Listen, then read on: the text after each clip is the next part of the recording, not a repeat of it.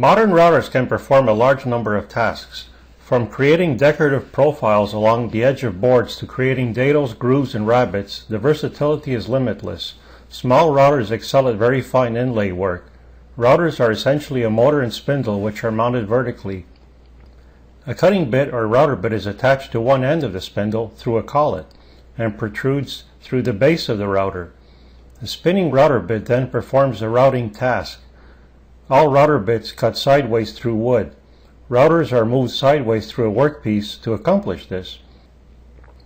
Fixed base routers are switched on before the router bit is lowered into the workpiece. The base of a fixed router is lowered to rest on the workpiece. A plunge router is instead lowered onto a workpiece through spring-mounted columns. This enables the router base to be positioned onto the workpiece before the router is turned on. The power of a router dictates the amount of material it can remove in one pass. For both safety reasons and to avoid gouging an edge, it is prudent to remove very little material in one pass and instead to make multiple passes. The main function of a router is to either create a groove or to create an edge profile. Cutting a groove is fairly straightforward for a router. Routers can perform this task very precisely. Through the use of a straight edge clamped to a workpiece, the router is guided along to create a groove. The groove can be either a dado, a groove, or a rabbet. One or two flute router bits are typically used to perform this task, where a flute is a cutting edge. Router bases usually have one flat side which can be run against a straight edge. Template guide bushings are used to follow a pattern where the router bit creates a recess or shape in a workpiece identical to the pattern. Template guide bushings come in different sizes and attach to the router base. Because the router is essentially a high-speed rotary cutting tool, square corners are impossible to create with a router. If a square corner is necessary, it will be a matter of chiseling out the corner afterwards. Different jigs are available to create different router cuts. When profiling edges, a guide is clamped parallel to the edge. The router and router bit are then run along the edge of the workpiece. The edge of a workpiece can easily have its profile changed using this method. Another method of creating an edge profile is to use a router bit with a bearing attached. The bearing runs along the template or guide, while the cutter creates the new profile. This method is commonly used to create edge profiles. Bearings can either be located above or below the cutter in a router bit. Shown is a template bushing set, also known as template guide bushings. These bushings are attached to the base of a router where the router bit is centered in the bushing. The bushing sleeve is then used to follow a template or guide. Template guides are fairly standard and fit most router bases. Shown is a fixed base router with a template guide attached to its base. This template guide can now be used to guide the router bit along a template or guide. Template guides are available in different diameters. Templates, shown on the next page, are designed to fit around a particular template guide. Shown are a variety of shop-made router templates. These particular templates are in use in the refined edge workshop. These templates are used to create mortises for a variety of hinges ranging from back-mounted hinges to corner hinges. The upper template is used to create a mortise for a jewelry box handle. These templates have been designed with a particular diameter of template bushing in mind. A router with a bearing bit can be seen here. The bearing is following the template mounted under the workpiece. In this case, the template is simply a straight guide along the edge of the workpiece. The bearing is always set to the height of the template to be able to follow it correctly. In this photo, a template is used to create an opening for a jewelry box handle. The template guide can be seen following the template where the darker workpiece is directly below. The depth of the mortise is accomplished in multiple passes to maintain control of the router and to avoid burning the workpiece. A collet which attaches to the motor shaft of the router grips the router bit. Collets must hold the bit concentric and also keep the router bit from wobbling or vibrating. Smaller routers typically have collets which only handle 1/4 inch diameter bits. Larger, more powerful routers have collets which handle 1/2 inch bits, as well as being able to handle the smaller 1/4 inch bits. Router bases are either round, square, or round with two flat sides. Larger, round bases provide good support for edge routing. Routers with flat edges are best for following straight edge guides. Routers tend to generate loud, high-pitched noise, and hearing protection should be worn as a result. The motor unit can be removed from a fixed base unit. To adjust the depth of cut of a router bit, the motor is raised or lowered in the mount and then locked. Two depth adjustment mechanisms are fairly common: the adjustable ring and slide, and the rack and pinion system. Shown is a rack and pinion system. It is the simplest of the systems, where a rack is attached to the side of the motor and the pinion is adjustable and attaches to the base. The adjustment ring mechanism is fairly common and shown here. The adjustment ring effectively raises or lowers the router bit within the router housing. The motor is threaded to fit the screw ring. It allows for fine adjustments. Plunge routers have an important advantage over fixed base routers. The base of the unit is attached to the motor through two spring-loaded columns. The motor and router bit can then be pressed down into the workpiece at exactly 90 degrees. Plunge routers can therefore be started and completed without lifting the base off the workpiece. When selecting a router, it is important to consider your needs. Size, weight, and horsepower of the router should be taken into consideration. A large collet size handles 1/2 inch bits for heavy-duty applications. Smaller 1/4 inch bits are better suited for light-duty routing. Larger routers often have interchangeable collets for both 1/4 inch and 1/2 inch bit router bits. Router bits rotate at very high speeds. Router bits are available in HSS, high-speed steel, or carbide, where small pieces of carbide are brazed to the bit.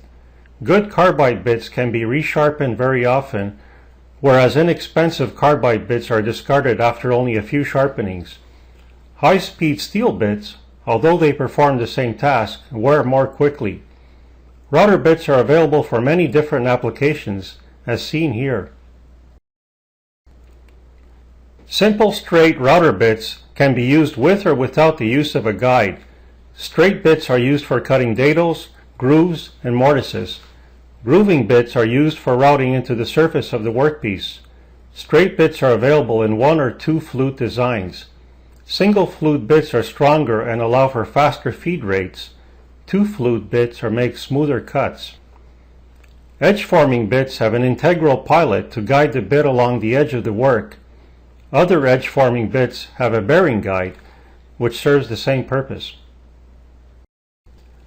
Shown at the left is a 1/4 inch Roman ogee bit with a bearing. This bit is called a profiling bit since it creates a profile along the edge. The center bit is a 1/2 inch straight double flute grooving bit. At the right is a 1/4 inch shank rabbeting bit used to create rabbets along the edge of a board or a workpiece. 2 sets of router bits are shown here. The set at the left consists of 1/2 inch shank router bits, whereas the set at the right consists of 1/4 inch shank router bits. The 1/2 inch shank bits are more rugged and able to withstand longer running times and greater side pressure. Shown are the various configurations which different router bits can be used in. For grooving or edging, a fence is used. For profiling an edge, either a pilot or a bearing is used. Templates can be either above or below the surface. A template guide bushing is used with a standard bit, one without a pilot or bearing, as shown in image 6. Spiral bits are increasingly in use today. Spiral bits are either upcut or downcut bits. The flutes of the spiral draw shavings either up and out of the cut for upcut, or force the chips down through the workpiece for downcut. When selecting a router bit, select a bit with the largest shank that fits your router. Long cutting edges are not necessary, since even when side cutting, most plunging bits cut only a small portion of material at the lower end of the bit. Even when making multiple passes, rarely does a handheld router exceed a 1/2 inch cutting depth in one pass. It is wise to invest in higher quality carbide tipped router bits for both improved wear and longevity. When feeding a handheld router over a workpiece, the proper feed direction is important. A router should always be fed in a counterclockwise direction. A router bit spins in a clockwise rotation, and feeding the router counterclockwise counters the torque of the bit.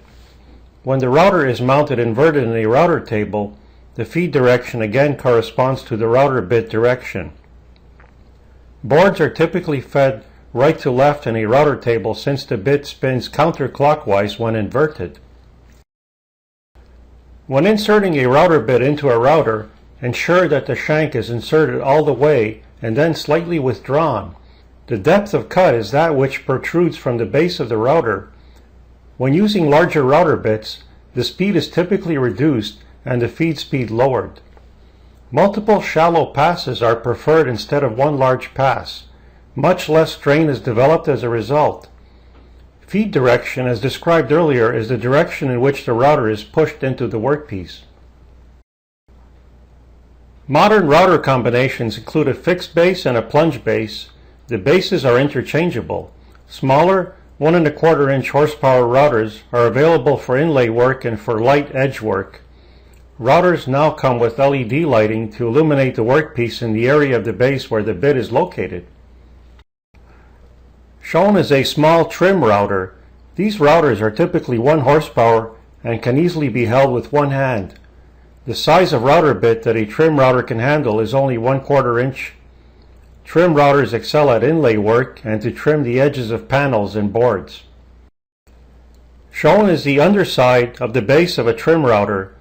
The base has a standard opening for attachment of standard template guide bushings. A template guide bushing enables this trim router to be effectively used with a template to follow a pattern to create a hinge, an inlay mortise, or other mortise shape. Routers are often mounted inverted in a router table. A router table enables the workpiece to be passed over the surface of a table and against an adjustable fence. Creating edge profiles and grooves are more efficiently created through the use of a router table. The shop-made router table shown has a hinged top where the fence is manually moved and locked into position using small clamps. The fence adjustment is fairly coarse, and fine adjustments are difficult with this design. Router height adjustment is easily performed through the opening under the table. The miter track allows a workpiece to be accurately routed along its edges. Shown is another small portable router table. The fence here is a high precision fence with a fine lead screw and detents which control the movement. Adjustments can easily be dialed in to small fractions of an inch. A miter attachment attaches to the fence for precise routing. Also seen is a dust collection hose mounted to the surface of the table. This shop-made router table is fairly straightforward to put together. Shown is a large shop-made router table.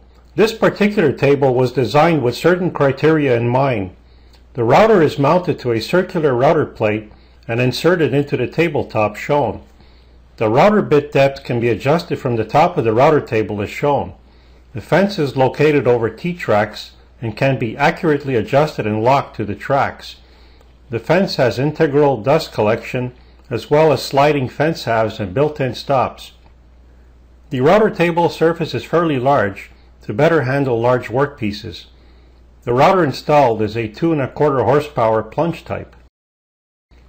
Another view of the top of the large router table. Locking levers for both the fence and the fence halves can be seen. Dust collection is very effective since it is right at the source or at the router bit area. The router height knob can also be seen. This orange knob and shaft is easily removed once the bit is adjusted. The router itself can also be removed for handheld use. The router installed is a 2 1/4 horsepower plunge type. Designing and building a large router table such as this greatly enhances the productivity you can derive from your router.